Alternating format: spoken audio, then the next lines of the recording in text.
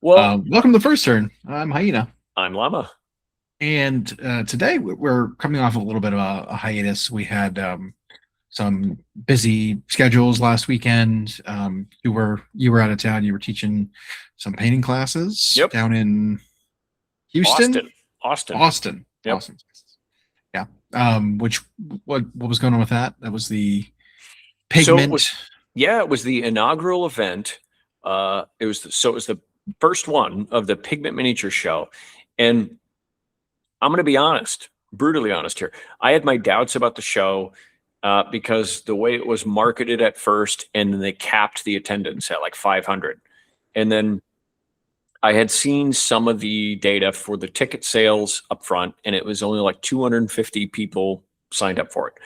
So I was worried because I saw there were like 20 or 30 artists who were teaching, but there's only like 250 people attending. And it's like, what is this going to look like? I mean, there's nothing else for them to do. There were no games, there were no preview events, there were nothing like that. However, so that ended up partially true. There ended up 259 attendees. Um, it was great though. So it was just held in a hotel. For those of us who were old enough who remember, Adepticon began in just a hotel. It began in like a ballroom of a hotel across the street from the Donald D. Stevens Convention Center in Rosemont, Illinois. And now look at it; it's got 12,000 people a year. Right? It's in the Baird Center now, which is huge. Maybe this one's got a chance to grow.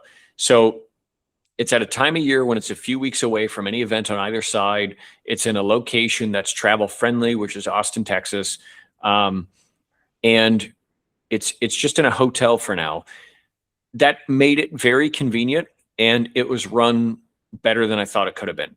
And so there was a small vendor hall which was just held in a ballroom. There were like 10 total or 12 total vendors, not many, but all of them did pretty well given the attendance.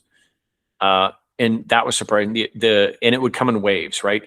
The whole point of this convention is the organizers wanted it to be on the artist side of the hobby. So it was focused on painting classes and sculpting classes and workshops, all 4 hours in length, of which I taught one. And then and then there were like activities going on, like a free paint area and a paint and take area. They had a catered dinner one night, which ended up really good. And then a little vendor hall. And everyone was so excited by just the idea of painting and communicating with painters that it drove people to the vendor hall in these waves. So I also was working at Dracoya's booth. As we know, you and I are affiliates of Dracoya. And like I would then, after teaching, I then like jump back to the booth and whatever. And so there'd be these waves. These 4 hour classes would complete, and all of a sudden 100 people would come into this little vendor hall with only 12 people, and they would just shop like crazy for paints and models and whatever to start their next thing. And Hmm. so it actually overall, I think, went really well. The people who organized it were a little overwhelmed by that, but they already talked about plans for next year. So this could be a good thing. It could be a whole new miniature convention that's focused more on the hobby side and a little bit less on the tournament side. Whereas we've seen other events like the Las Vegas Open, like the Nova Open, which began as big tournament events that have now expanded into the hobby side. This is kind of going the other direction. It's like now it's just hobby, but maybe it'll expand to more later. I hope so. It went really well. It was a lot of fun. It was intense. It was over in a blink. Um, and, the, and then that was it. But yeah, it was a lot of fun. I got to teach a class. There were like 12 people in my class. So it was a Saturday afternoon. Yeah, that was cool. I hope more people go to that next year. I hope they expand the capacity because even though it's just in one building right now, it has a little bit of room still to grow. It was a big hotel, um, but Yeah, it's also cool, kind of getting in on the ground floor of it. Um, that's the other thing. Yeah, yeah. getting in when it starts and then watching it. And one thing that's maybe a little different about uh, Texas, because I was in Austin and then I was up in Dallas for some other stuff, but like everything there, despite being the second highest populated state in the United States, it everything is there's tons of room. Everything's very spread out. So it was like, if you wanted to get food, you did have to kind of order delivery or get in a car and go somewhere. But as far as this event, there's a lot of space for it to grow. So if they hang around the Austin area, there's like Pflugerville and Austin, all those towns there, they've got a chance to really make this grow and still keep it in that location. And that location's pretty good for a number of reasons. I think there's a Warhammer cafe down there in Austin, and then the airport is really nice. And a lot of flights there to Austin Bergstrom aren't too expensive. So they've got a chance for that to really grow. And so I hope it does. And it was a very inclusive space. Fun. Like all kinds of people were there. Yeah. Yeah, I think that's awesome. I mean, more of that is always better, right? Like you said, most of the time it starts as a gaming side of things and turns into more of a hobby. It's nice to see it go the other way. And I think you see this where there's at least enough people that are interested in the hobby side that you can make it work, and I don't think you could have pulled this off 10 years ago. There just weren't enough people that were interested in it. There weren't enough painting companies. There weren't enough, painting, actual miniature artists out there to be able to kind of drive that interest, right? Because painting is just for games, right? Like you paint your models for a game. That's the only thing it's for. Well, actually, and it's turns out it's fun on its own. And this type of convention used to be kind of like just a European thing. It was like it was funny as I'd see some of my favorite painters that I follow who are from Europe. They would show that they were at insert convention, and you look and it was like, oh, there were only like 300 or 400 people there.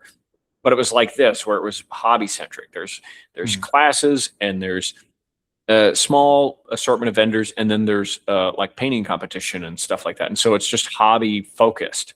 And that's what this felt like we're getting for the first time really here, or maybe not the first time, but first time with a really good starting point to accelerate. And they had some big names here. I mean, like Borja, who won the Slayer Sword in North America 2 years ago, and then won a gold in the dual category this year at Golden Demon at Adepticon. Yed Kaha was there, Katarzyna Gorska, whose style is very sought after in the hobby and whose classes fill up in an instant. Like she was there. So then there were like some big stores there. So it was off to about as good a start as I think it could have been. It didn't fill the 500 cap. I was worried about that cap at first, and maybe that did deter some people, but there's a good chance that if they do this again next year, it'll fill up like to that 500, and then they'll have to look to expand. So it was still a lot of fun. Everybody there was just enjoying the hobby, not being like, well, I have to get back to my next round, the tournament, and it eats up my whole day and I can't go to the vendor hall and whatever. So I think starting on the hobby side was risky, but maybe this was the way to do it. So. Yeah. I mean, also to expect, like, if it's only a few vendors, people show up to the big events. Your Adepticons, I think, is with play in mind, right? They're go there to play primarily. They're not going there to shop. I feel like the opposite would be true for painters. If you show up to a convention, you're expecting to buy supplies, right? Like you're not going to Adepticon and going to the vendor hall and then buying a new army. You brought your army, right? But paints and supplies and brushes and all that kind of stuff. Like I feel like you show up to a painting thing. In order to show up to a painting convention exclusively, you have to be serious, right? Like we see things like Gen Con where there's tens of thousands of people, and a percentage of them might be there to buy painting supplies, 1% of them, whatever. Whereas this is like 90% of the people are there to buy painting supplies. It's like a bigger, it's a more reliable, like if you're one of those few vendors, I'm going to sell product here because more, a higher percentage of the people showing up are going to buy stuff. And while I won't get into specifics for various reasons, it's interesting how different those can be. And so Gen Con, while it is not miniature centric, it's board games, it's card games, it's everything tabletop, and miniatures do have a bigger presence there now. And Games Workshop's booth there is huge now. It's funny is when I've talked to the people in the miniatures industry who go to Gen Con, I ask, like, is it worth it for you to go? And they say, well, it's the most expensive convention to get a booth at, even if you just want a tiny, like 5x5 or whatever, it's super expensive. And I'm like, so is it worth it? And they say, yes, but for a different reason. They say 60,000 people a day come through Gen Con. And so the foot traffic basically lends itself to a giant marketing campaign. They might not sell as much to clear as big of a profit margin at Gen Con, but they get to so many people that it's worth it.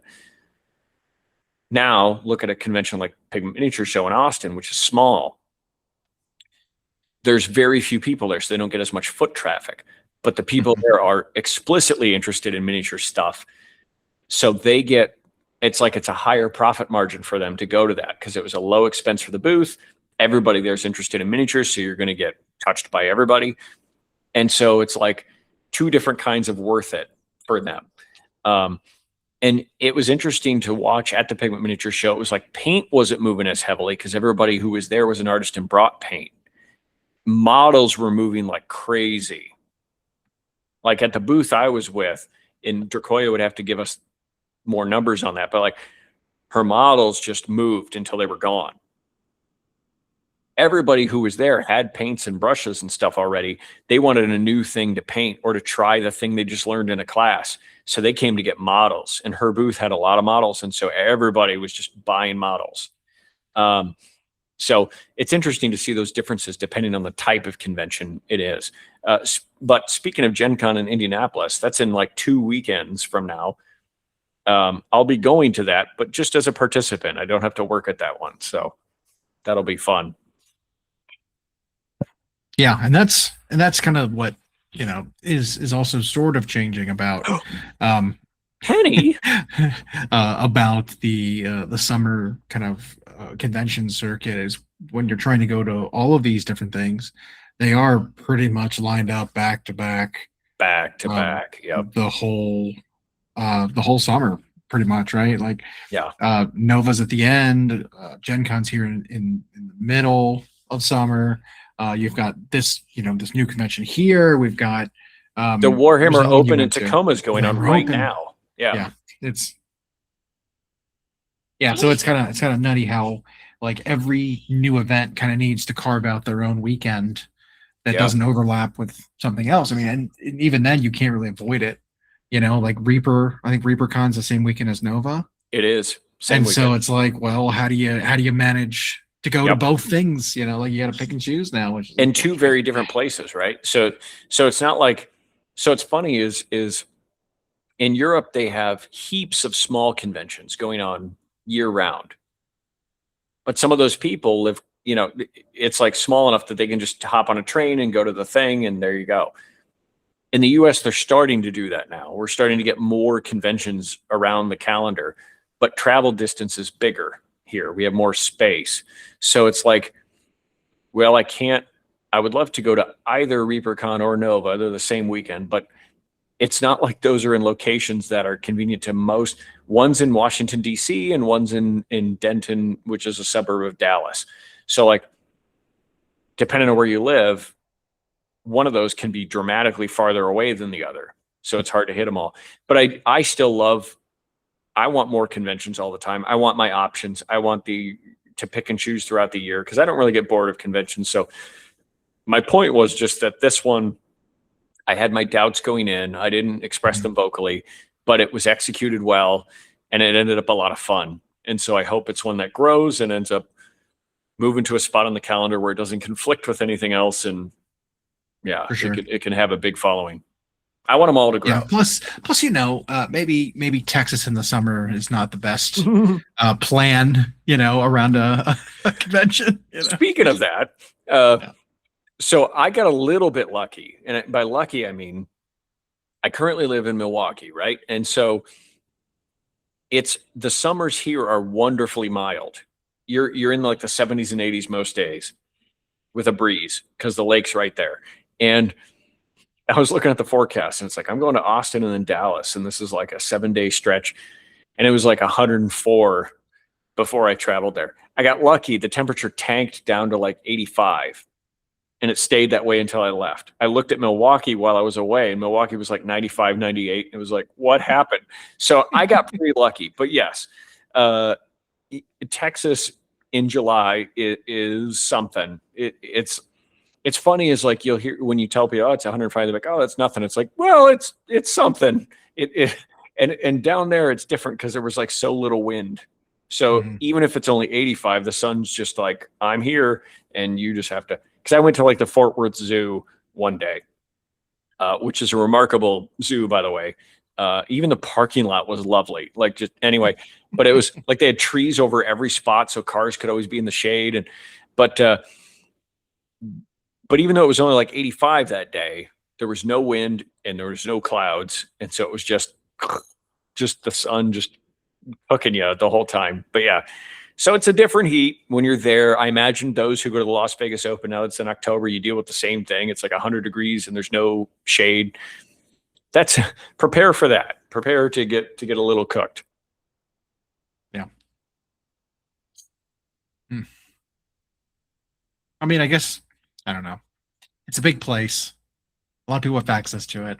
It's still a decent location, but maybe make it September, October, something. Or maybe go like there's not a lot of conventions in like June. And June isn't as hot as July, August. And so maybe you can and like either way, there's a chance really, because Austin, like I said, has an airport that gets a lot of direct flights from airports around the country. It's like an hour and a half from San Antonio, so there's another city close by. It's 3 hours from Dallas. Like, so there's really a lot of opportunity for this thing to grow and to be something really awesome to look forward to in the miniatures community. So I hope the few people that organized it this time don't get burnt out by the first event, because it was probably a lot of work. It was like 5 people trying to run the whole thing, you know.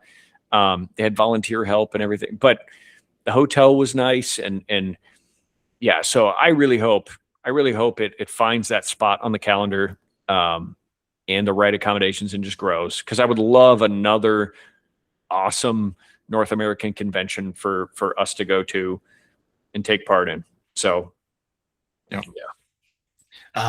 But like I said earlier, this was we took a week off last week for this. Quite a bit of news kind of happened. Quite a bit happened, yeah. In these last 2 weeks, like a lot of stuff happened with just regarding the reveal show that we had. There's a lot of new stuff that was showed off, and so much of it is already getting paid off. Yeah. You know, it's the last weekend we had.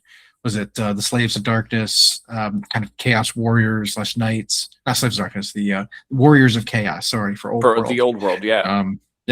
Versus Cathay. That box set was for pre-order last weekend. This weekend we had the pre-order for the initial starter box, army box for Ogors. Ogre Mawtribes, Again, we just saw that kind of teased in that reveal, and already a month, it's 4 weeks out, and we're already getting it. It's kind of unprecedented turnaround. You know, part of it makes me think like, hey, they were planning these releases and they kind of forgot to tell people about them, so they kind of quickly threw together that reveal show. Because I don't know if you remember, we were talking about it before, but the announcement of that reveal show was like 4 days. It was like on a Monday, and the reveal show was on a Friday.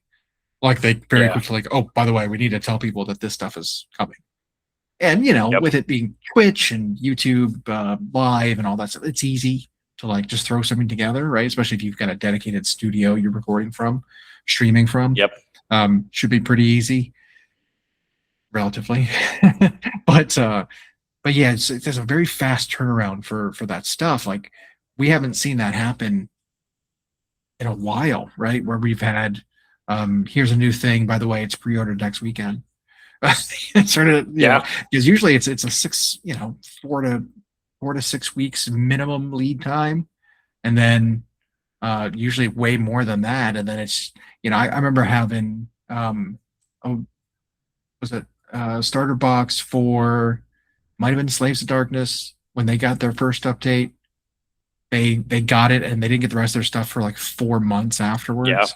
Like Yep. the book came out, it was like, oh, but you can't use any of the stuff because it's not released. 4 months later, it finally comes out. It's like, oh, Yeah. that's weird. But this stuff is like right away.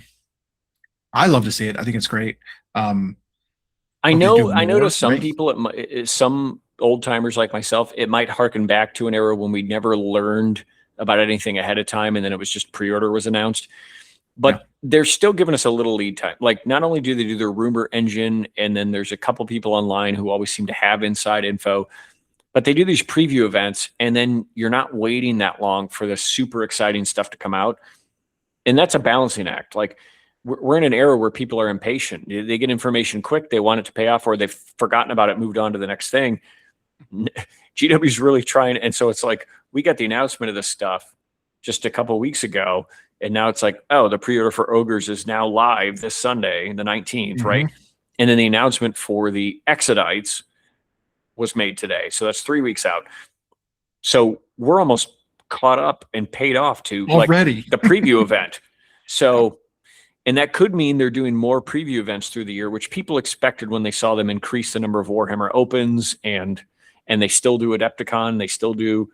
Maybe they'll do Essen. I don't know if they're going to do a preview event there, but yeah, I like the quick payoff. I think that keeps the Sure. excitement at that high level.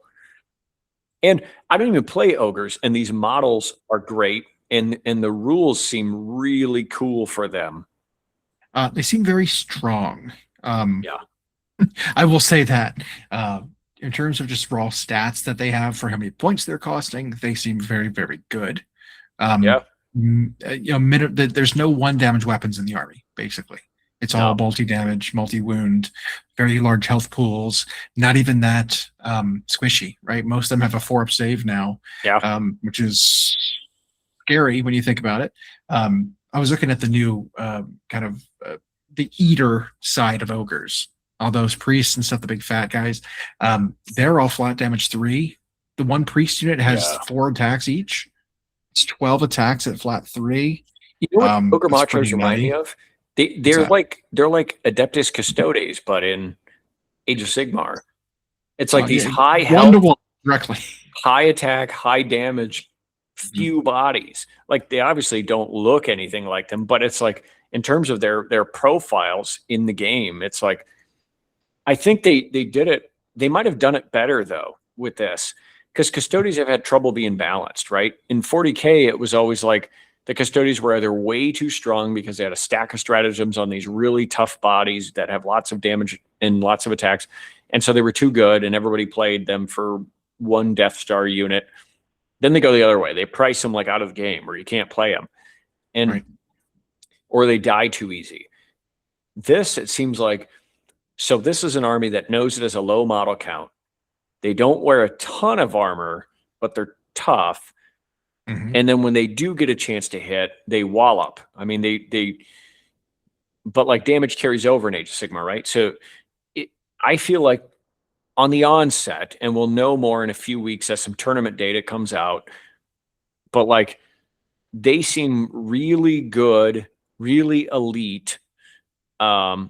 But their downside will still be they can't cover the whole board. They can't deal with maybe high, like super high body count. Like maybe something like there might be Skaven variations that are difficult for ogres to deal with because you're killing a bunch of like one wound, dirt cheap rats that don't, you know.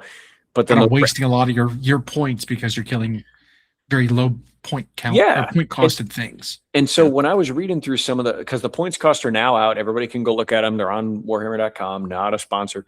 But like it's their points cost. It's like, well, you no matter what, you're getting a low model count. They did confirm, by the way, Noblars will go to Legends. Um, so I don't know. I feel like they maybe got this one right. Maybe they learned from Custodes after a couple of years, a couple of editions, really. And then now with Ogres getting this massive update, it's like, well, how do we do an elite army in a way where they can hit hard, but they're not necessarily broken, but they can still die, but they're tough to kill for some, I don't know. I feel like on paper, this looks like they maybe found a sweet spot, and we'll see, I guess, as more people get their hands on them. Well, I'm hoping that there's a balance too, right? Like before the kind of busted part of ogres, the previous iteration was because you do have such large health pools on models, healing was very efficient, Yeah. right? Model recursion, D3 wounds back on models, the maw pot terrain feature, which they're sadly getting rid of, um, was great for that. Once per game, basically, it was heal everything within 24. And you could really take advantage of that, like lots of healing for everything within range of it. And all it took to fill it up to get another heal for your basically your whole army, if you were gathered up near it, Right. was a single model dying in range of it. One Yep. guy dies and he makes a feast for the whole ogre army, which was Yep. but like it seems to me that they're trying to differentiate the different clans of ogres, right? You've got basically four of them, I would say. Maybe call it five different clans of ogres, right? You still have your like beast rider ogres. You've got your classic like marauding ogres, which is what you see in the normal infantry and the new cavalry, right? They're all like the marauding ogres Which with I the, love those you know, models, by the way, the new I cavalry. agree. Yeah. They're very, very good. And I love the fact that there's a regiment that allows you to bring the tyrant +2 of the Oh, big rhinos yeah. in most armies. And that's the thing is I play two armies that have good cavalry, and yet it's like Mhm. I kind of still want those models. Like I might try them Yeah. anyway. But it's Yeah. also conversion potential, right? Yeah. Like because there's a regiment of renown that has three models, they're big monsters that outflank. That's all they do. I mean, you can convert them into anything. Yeah. But regardless of that, so normal ogres, you still have kind of the frosty kind of beast riders. Oh, You've got the like the more original, yeah. wildsmen, like hunters. I think the new hunters are very different than the Yep. beast claw raiders. Then you've got like the feast sort of side of ogres, which is the big gluttonous fat ogres and the gorgers and all those guys, right? Like Yeah. Every act they're of almost like a war cult. is as much about looting, raiding, and conquering as it is about eating it for Yeah. them. Yeah. And then you've got sort of the mercenary side, which is like the man eaters, right? Which I think the Iron Guts kind of lean more into that now, right? Like so you've got the gluttons, which are your normal ogres. They've got the helmets that cover their shoulders, whatever the big gut plates. But when you look at the Iron Guts, they are very reminiscent of the old like ninja and samurai man-eater ogres and like Mm-hmm. remember the one with the rolling pin and the Yep. pirate one and like all of those where they're just like kind of wacky mercenary ogre kind of thing. The new ones remind me a lot of that. And so I hope they kind of expand that side a little bit more, like the mercenary sort of aspect. Again, they have a little bit with that regiment, being able to bring some beast riders as a regiment of renown, which is neat. But I like hope they expand that sort of culture of the ogres where they're maybe not all slaves to this, cult of hunger necessarily, right? They're like, Well, yeah. So the quickest way to a full belly is getting paid, right? right. And Like, we've seen a lot in Age of Sigmar, where they've created not only multiple sub factions within a faction without having to give them a whole other book or whatever like they used to do. Because GW went through that phase where they were separating everything into its own book, and that was actually, I think, it was worse for the games. When like Iandon got its own book, which had like 2 pages of rules for $60 and 90 pages of junk, and so it's like this way. I like it. You still get the flavor, you still get the diversity, but then they're doing this thing where not all factions within a faction are aligned, and they're not all going for the same thing. That gives you a lot of ways to play. It gives you a lot of ways to hobby. And for these Ogre Mawtribes people in particular, you went a long time without a big update. You did. That pain was, and that anger was justified. And you're losing some stuff. As of June of 2027, there's going to be some kits you've had forever that are going to go away because the army has been Sigmarized. It's no longer the old world version of ogres. right. But I think what they've set up is the potential to expand this roster in a whole bunch of different directions going forward. And I know not everybody can think that way, and not everybody needs to think the way I think. but like that's something to consider. Is that this was a clean slate really for this army, and a chance for them to expand in a bunch of different directions going forward, which can lead to all sorts of cool new things we haven't even thought of. So, and the new model aesthetic is objectively better than what we had. They've kept things that were still good, like the Stonehorn and Thunder Tusk. They've just painted them to look a little different. But I think the potential for where this could go for them with the clans you're describing, it is really, really a huge and wonderful update for them. I know it's not all paying off now, but it's really hard for them to make all of that happen now. But that, 5th edition, rumor has it, is sometime mid next year for Age of Sigmar. So for all you know, Ogre Kingdoms could have a whole other wave of Ogre Mawtribes, I guess, could have a whole other wave of stuff coming. They just have to wait. But now we're on these 3-year cycles. So is the wait really that long? I don't know. Right. And that makes me hopeful. Like there's, like I said, we've got dwarfs getting updated here soon. Mm-hmm. Rumor has it, right? But there are plenty of other armies that still could use updates. Again, with a 3-year cycle means, well, you didn't get it this time, but you really don't have to wait that long. It's not that far away. Yeah. Pass, right? Like, and that's kind of what we fall into when we're like, oh man, my models are getting discontinued. It's like, yeah, well, you bought them 9 years ago. You know? It's like, do you realize that? It's like, well, I still have them and I still haven't painted them. It's been, it's been a while. You know what I mean? So maybe you missed your opportunity. But there are plenty of armies that could use an update, use more attention, even though they are updated. And usually you don't have to wait very long, right? I mean, I know we talked about what the future of Dark Elves look like. Whether it's a sub-faction of the Daughters of Cain or if it's a new army entirely, which we really want another new army. Not really. We'll see, but I think maybe they're making some steps towards maybe a bigger Daughters of Cain refresh update. That could be, because we've had a couple of things come out for them recently that were interesting, right? Like we had a new unit out of nowhere of like armored witches. You remember that kit? Yeah. And I'm wondering if that's kind of leading us towards phasing out the Sisters of Slaughter, phasing out the actual witch elves. Instead, here's this unit that kind of does what both of those units do. Plus, like, if you want more of like the blade slinger, sneaky acrobatic side of things, well, here's the shadow stalkers, right? With the crossbows, the hand crossbows, and the daggers slipping through shadows.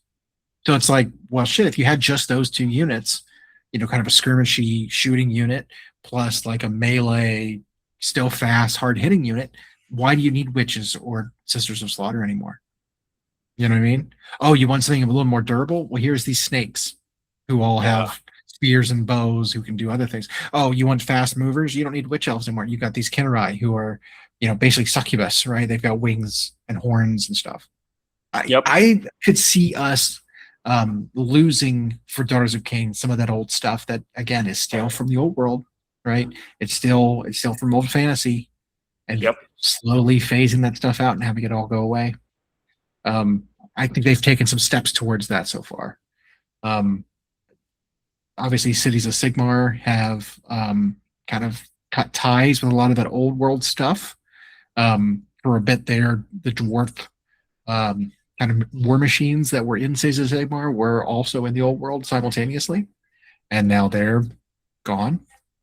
But I do fully expect to see a lot of these things get a spiritual successor in one form or another, whether it's in Cities or this new dwarf faction. And so it's like, well, we don't need the gyrocopters anymore because here's a Sigmar version of it. Oh, you're worried about gyrocopters? Well, Carajons have basically gyrocopter boats. All the ships. You know what I mean? So I don't know. I do think that there are moves in place to fully separate those 2 games, and pretty much everything that was from fantasy eventually will be gone, right? It's also really difficult So it's a difficult balance, and it's difficult to please everybody. So like Fire Slayers, which are a part of the upcoming Dwarf update, allegedly, Yeah. were one of the first Age of Sigmar factions. One of the first standalone. Actually, they were the first standalone. Like you had Stormcast and Blades of Corn in the starter set, and then like the first not one of those two factions was Fire Slayers, and so they were entirely designed for Age of Sigmar. I don't know if Games Workshop ever had a clear direction for them or lore that made a lot of sense. And so after the initial release of Infantry, which were just naked dwarves with 2 axes, naked dwarves with 1 axe, naked dwarves with an axe that shoots fire, and naked dwarf, it was just characters. They just did characters after characters after, and magma draws, I guess, but characters after characters. And then we saw a very contrasting aesthetic when they did that warband for them. And now they were like these runic, almost priests, but you could tell they were still Fire Slayers. But aesthetically, it was a big departure. A lot of people loved it. It's a kit that people were like, "Oh, we love this. Are we going to get more of this paid off?" Fire Slayers came around the last time and didn't get any other update, really, except like a hero. So,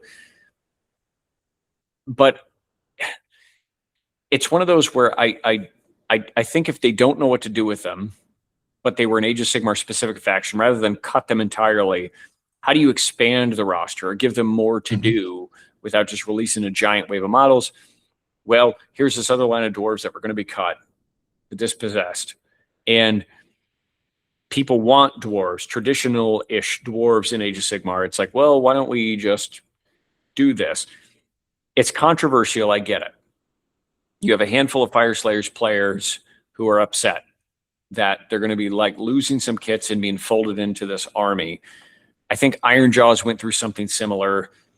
I think they're trying to solve 2 problems in one move, and it's tough, but maybe it's necessary. You've expanded a roster that was difficult to expand, because what are you going to do? Make more different types of naked dwarves? Like, so you've expanded but the made roster. more magma droths. Right. More different kinds of magma droths, which allegedly are coming. They're called like Kindle droths or something. But so now they're going to expand Fire Slayers, kinda, even though they're going to lose what sounds like a few kits. But they're going to be expanded by virtue of all these other dwarves that are coming out, and then a new type of magma droth, Kindle droth, whatever. And now you're going to have all these new ways to play. I get that the people who play just Fire Slayers, I actually understand why that might make them upset, because now you don't have this like individual identity anymore. You're not going to be combined into this dwarf mixed thing. At the same time, you are still getting new models and new things your army can do.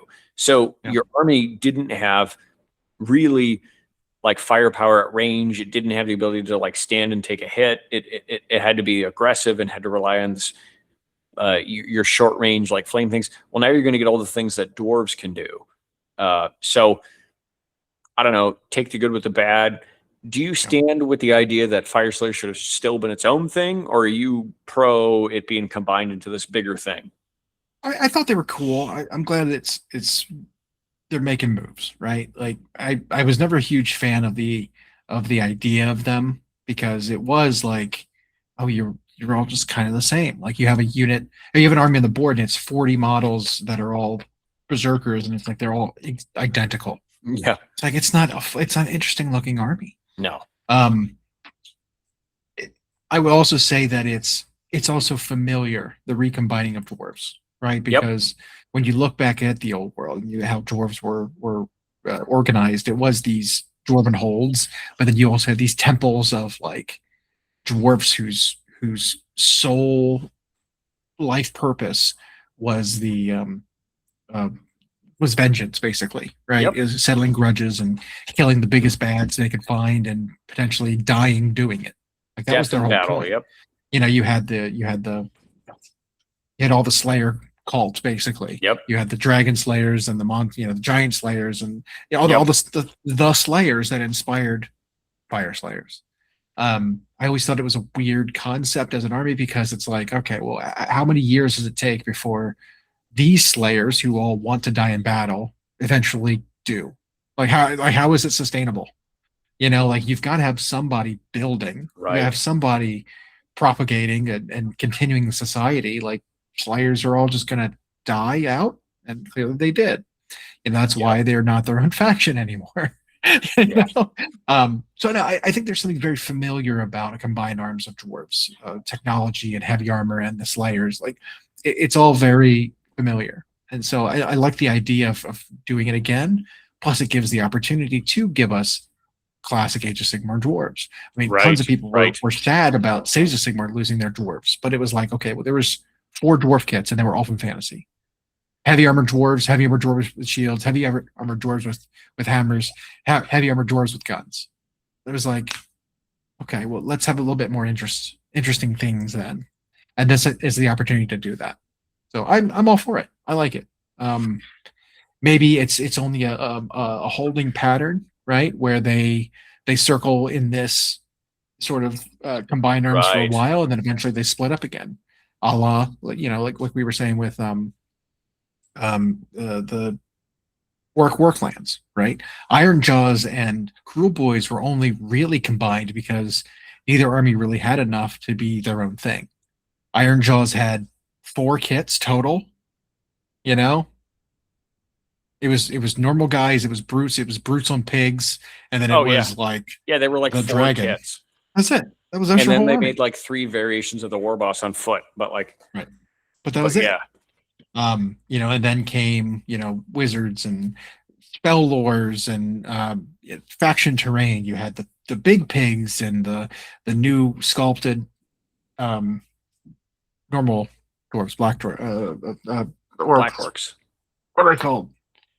But now they're just the Ard boys or the The brutes Ard or whatever. boys. Yeah, the Ard boys. And then there's 2 variations of brutes that they came out with. Like it's a full army now, right? They've doubled the size of the roster, and it's its own thing. It's a little weird. It's still in the same book with Cruel Boys. Like maybe we'll see the next iteration. It's not. Um, they did release the faction train for both armies and the same faction specific and the spells for both armies. They're the same Right. ones, so they're a little entangled. But again, maybe we'll see that split off, and the next iteration it'll be 2 armies. I could see dwarves Well, doing the same thing. there's one group of people who are gaining something entirely here. So Fire Slayers will lose a few of their solo kits. Right. Oh wait. But there have been dispossessed or dwarf players who just carry their armies over from the old world to Age of Sigmar. Now, when the old world came back, they didn't decide to go back to old world. They're still in Age of Sigmar. A lot of them did go back. Some did, but there were like Beasts of Chaos players, Bone Splitters players, Dwarf players, Dark Elves players who like didn't go back. They still want to play Age of Sigmar for some reason, but they're like, oh, now we're without But they're I still want literally these new dwarves. I want yeah, a new they're version of the literally old dwarves. dispossessed. What do we do? So Yeah. they're like, we don't want to play balloon dwarves or just Mohawk dwarves. Well, now they're going to get allegedly an entirely new faction, all of their own. So now they have new models and rules to look forward to in Age of Sigmar. So we're gaining a group of players here. Mhm. Fire Slayers will still exist. And maybe within whatever this new Khazad holds, whatever it's called, maybe Fire Slayers on their own won't be that super viable. And that does suck a little bit. But maybe they will. But maybe they will, because Army of we've Renown, seen that Iron Jaws can still be played on their own, even though they are a part of the Orc War Clans army, which has Cruel Boys and Iron Jaws. But we've seen in recent tournament results, by the way, that both Iron Jaws and Cruel Boys on their own can still win. So I don't know. I feel like Fire Slayers will still get expansions to their stuff in the future. They're just going to make some trims now to pair them with the dwarves. And whatever that looks like, I don't know. But I don't think they should be worried. I don't think they're going to be a line that gets fully cut out. I think they'll be expanded on. They're supposedly getting new versions of the Magma Droths. Whether it's a new Magma Droth or a new smaller version or whatever, they're supposed to get a new hero. They're supposed to get a new creature. So they're still getting touched, plus all the new dwarf stuff coming out. So Yeah. I'm for Which it. I heard I'm a excited rumor to see what Sigmarized dwarves look like outside of Caradrons and Fire. I don't know. I had also heard that You've talked about it since like the new AOS 2. You were like, I want to see dwarf holds come back. Like the new dispossessed version, you know, whatever the cosmic hold will include things that we've also kind of wanted for a long time. That, you know, the black powder and steam power kind of stuff is kind of dipped out of Age of Sigmar, right? Like, instead of having steam power, you've got this etheric, you know, air metal fuel, right? That's how the Caradrons do their thing, right?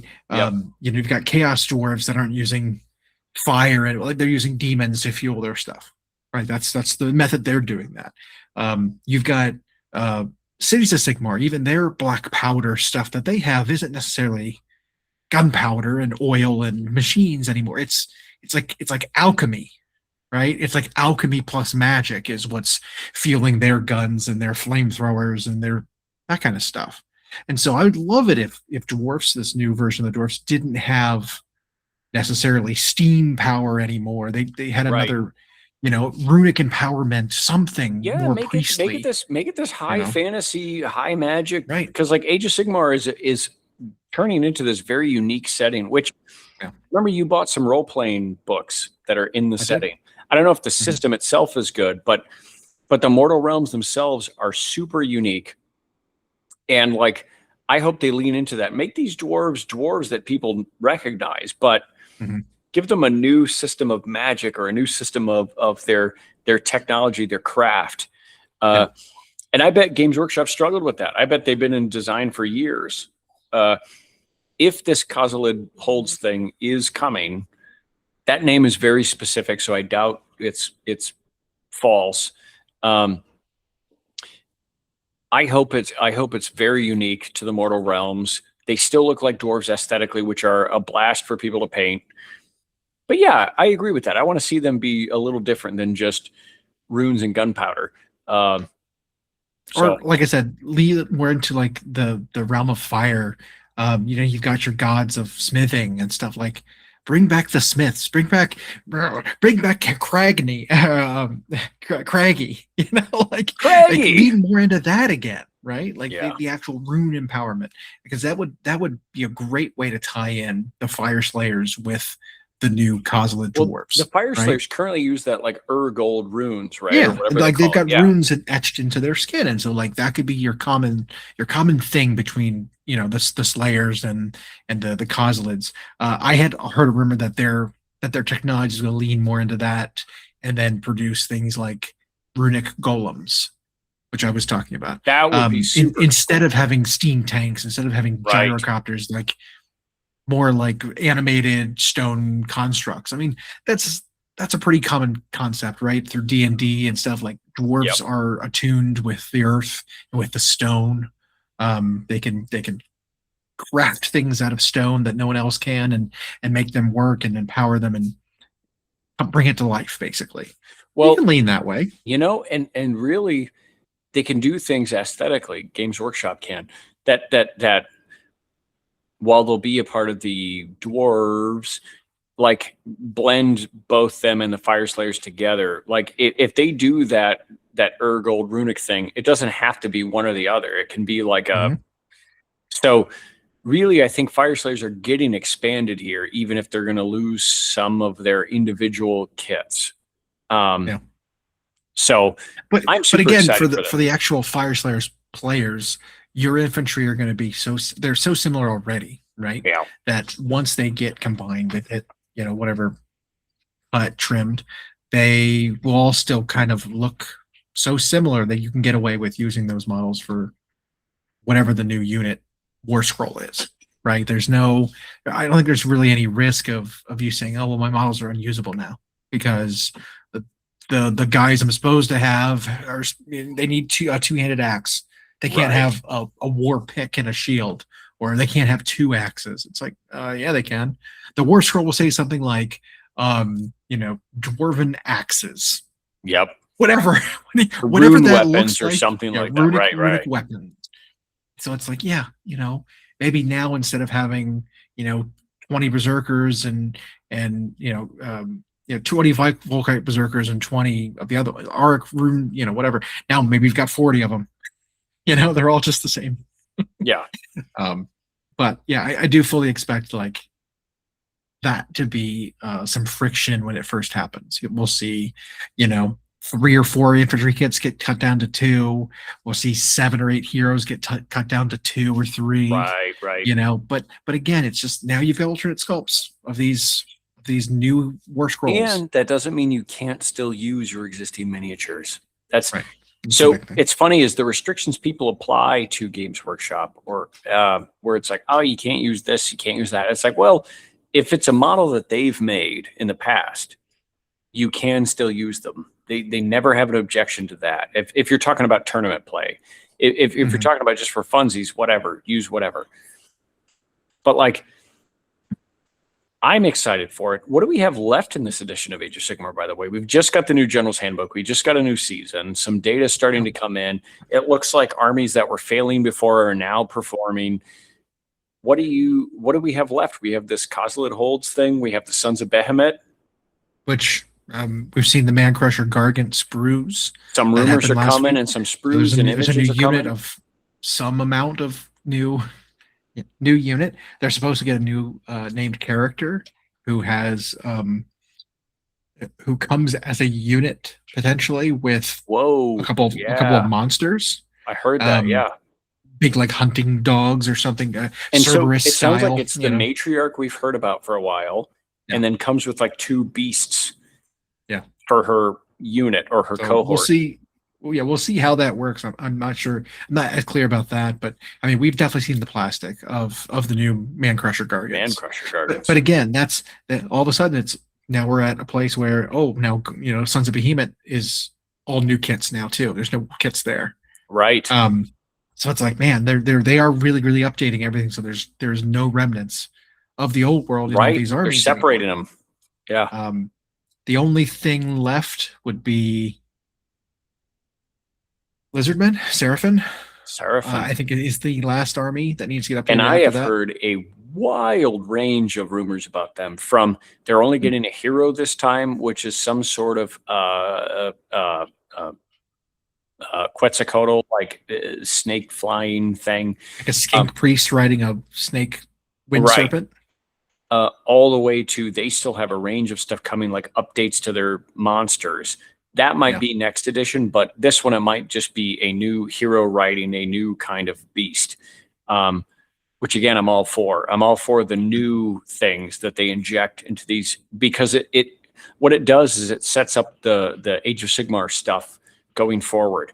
And I feel like in Age of Sigmar 4, they've not only got possibly the best rule set they've had for the game, but aesthetically, they've decided these are the armies that are going to exist, and here's their aesthetic going forward. And so that's what they're really established here. It's like a baseline.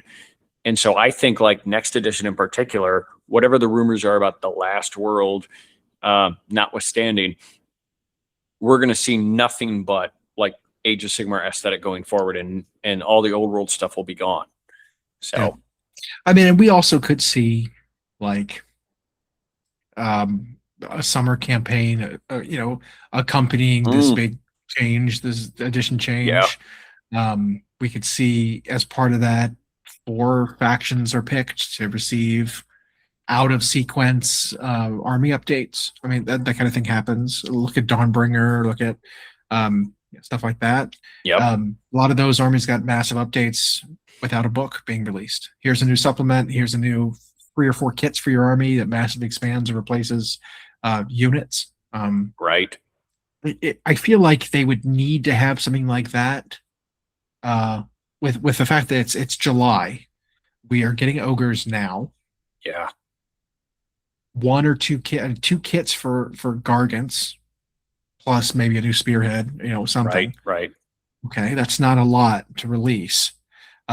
Maybe the dwarf update is going to be huge and to fill up a lot of space. But again, if we're only getting a hero for Lizardmen, like the 11 months we need to fill to the next edition is looking a little bare for Age of Sigmar unless there's stuff coming out that we don't know about yet. 100% correct. And if 40K is an indicator to go by, I can imagine that Seraphon, Kozlin holds will probably be last, which we heard about almost a year ago would be last.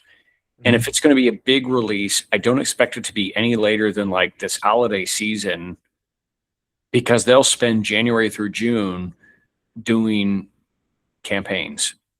Yeah. So we'll see, campaign books that are like 500 Worlds, Eye of Terror, etc. Give us a few new models, give us some stuff to do, give us some new rules that are like, here, go nuts for the end of the edition, but we'll also bridge into the next edition. Sure. Yep. Yeah. That's kind of where I'm foreseeing it going. Right. So speaking of which, I think this General's Handbook update is one of the more unique ones we've seen, because they not only gave us a new season to work with, every army got some new rules of some kind. And it was really like a 0.5 update. And this season's rules are so interesting because they're so unique. They're so impactful. They're so important to the season. Like it is adding a whole nother layer to the game almost. Even the armies that both you and I play, like Slaves to Darkness.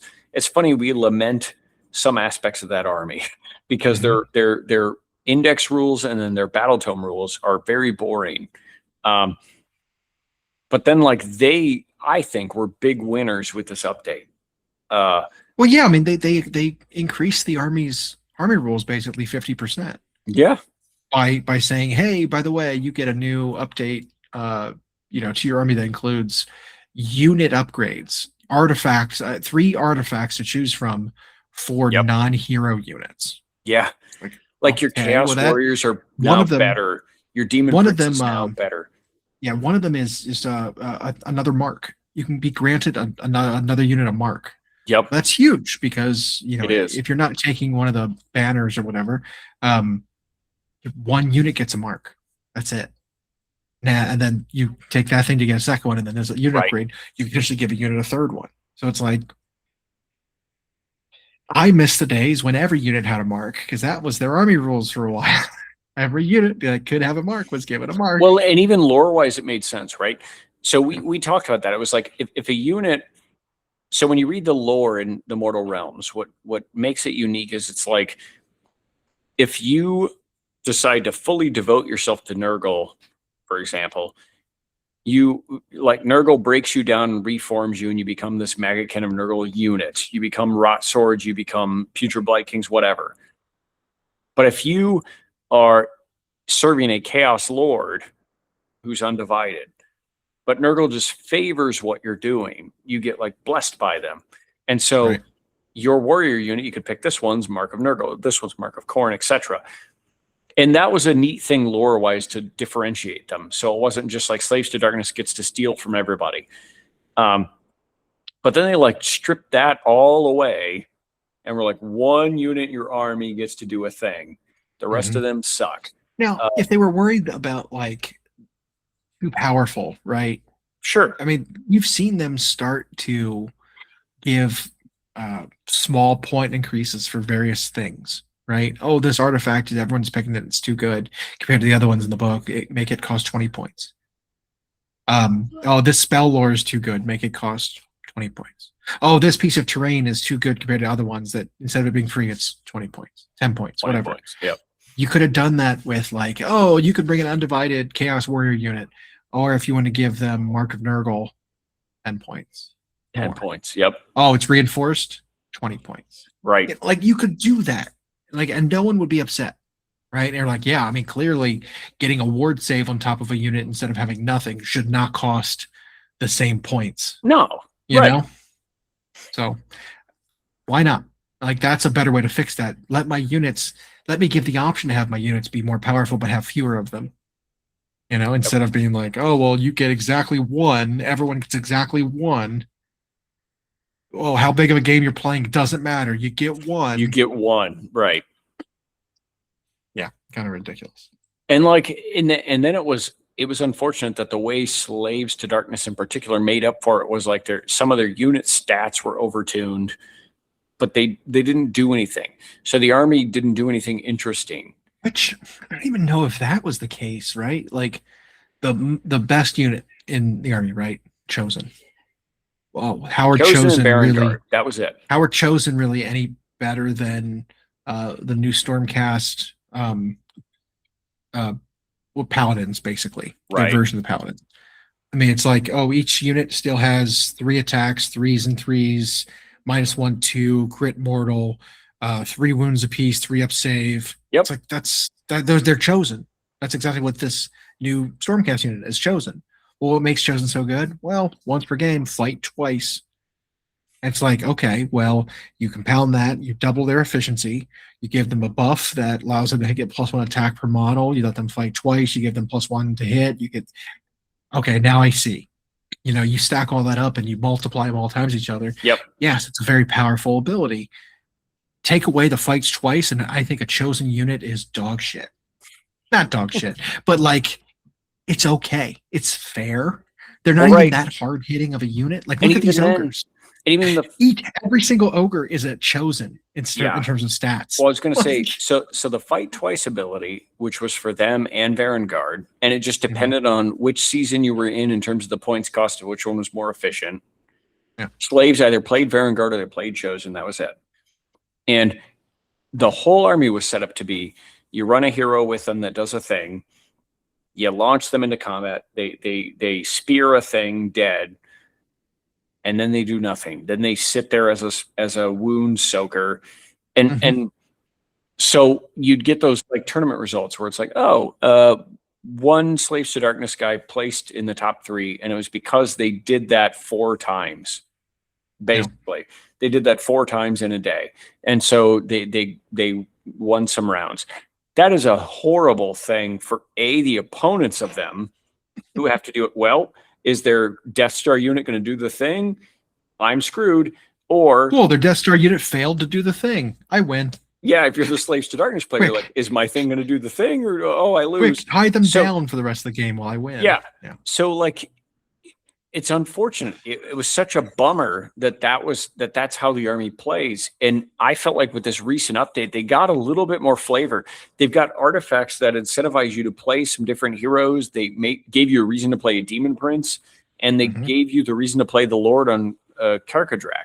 So like, I think this General's Handbook and Season Update for them was a randomly big win because it's an army that doesn't have a lot to do. So I totally agree with that. But yeah, it's still, I mean, I'm still trying to digest the season and figure out like what the effectively. How does one digest an entire season? I mean, digesting a lasagna is enough. Well, I mean, you digest season. I put season on everything, so you got to season everything, otherwise it's bland. Right. Well, speaking of, I also could go for something to eat. Don't let your food be the Slaves to Darkness pre-seasonal update. Indeed. Wise words for everyone. Wise words for everyone. Let's eat. Also, let's eat.